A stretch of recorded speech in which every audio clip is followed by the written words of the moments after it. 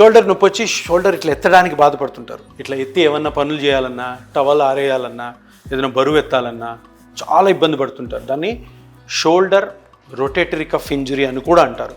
ఇంకొక పేరు వచ్చి supraspinatus partial tear or complete tear. ఇవేంటంటే ఈ షోల్డర్లో ఒక లిగమెంట్ ఉంటుంది, లిగమెంట్ కాదు మజిల్ ఉంటుంది, మజిల్ టెండాన్ అవుతుంది. ఈ టెండాన్ అనేది ఏంటంటే మజిల్ లాస్ట్లో వచ్చి బోన్ దగ్గర అటాచ్ అయ్యేదాన్ని టెండాన్ అంటారు.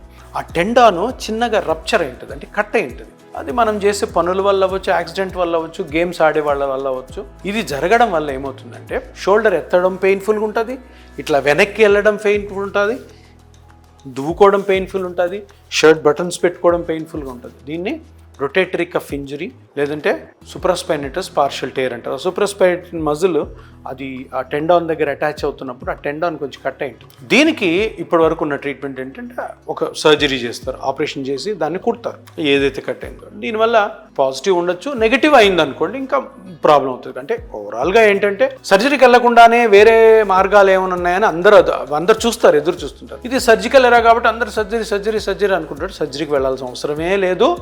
ఆ సుప్రాస్పైనేటస్ టేర్ ఏదైతే ఉందో దాన్ని డైనమిక్ మస్కులోస్కెలిటల్ అల్ట్రాసౌండ్ పద్ధతి ద్వారా కనుక్కొని ఎక్కడైతే ఆ క్రాక్ ఉందో మీ బ్లడ్లోని గ్రోత్ ఫ్యాక్టర్స్ని కానీ అక్కడ ఇంజెక్ట్ చేయడం ద్వారా మళ్ళీ కంప్లీట్గా రికవర్ అవ్వచ్చు.